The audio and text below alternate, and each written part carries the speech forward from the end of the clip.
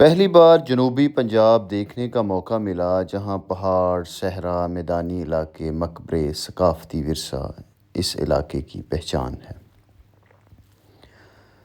جناب شاہد بمبان کی دعوت پر بونوید اقبال کے ہمراہ جمعہ کے دن ہم یہاں سے روانہ ہوئے تو نماز جمعہ کے وقت ہم ان کے ڈیرا پر پہنچے۔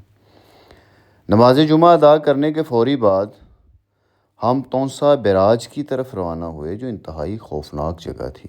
وہاں دوپہر کا کھانا کھایا اور ہم وہاں سے روانہ ہوئے۔ مغرب کے بعد ہم سخی سرور پہنچے۔ سخی سرور حاضری کے بعد جناب شاہد بمبان صاحب کے دوستوں نے ہماری مہمان نوازی کی اور 9 بجے کے قریب ہم یہاں سے جنوبی پنجاب کی خوبصورت ترین جگہ جس کا نام فورٹ منرو ہے وہاں کے لیے روانہ ہوئے۔ سخت گرمی میں ٹھنڈا موسم ہو اور پھر رانا عباد احمد، بونوید اقبال اور علی شان جیسے ہم سفر ہوں اور شاہد بمبان جیسا میزبان ہو تو اور کیا چاہیے۔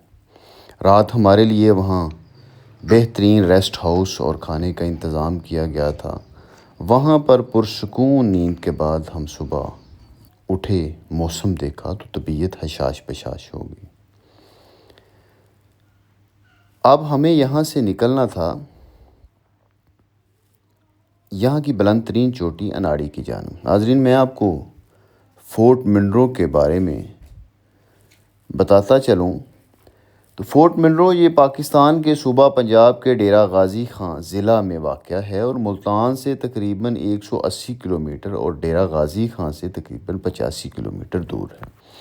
فورٹ منرو جو کہ جنوبی پنجاب کا واحد پہاڑی سلسلہ ہے، سطح سمندر سے 6470 فٹ کی بلندی پر ڈیرہ غازی خان ضلع میں واقع ہے۔ گرمیوں میں لوگ یہاں کا رخ کرتے ہیں اور سرد موسم کا لطف اٹھاتے ہیں۔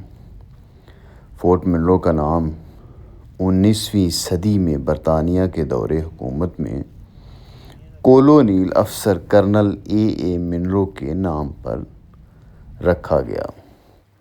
پہلے اسے لغاری قبیلہ کا مرکز ہونے کی وجہ سے تمن لغاری بھی کہا جاتا تھا اور جنوبی پنجاب میں اس کو جنوبی پنجاب کا مری بھی کہا جاتا ہے۔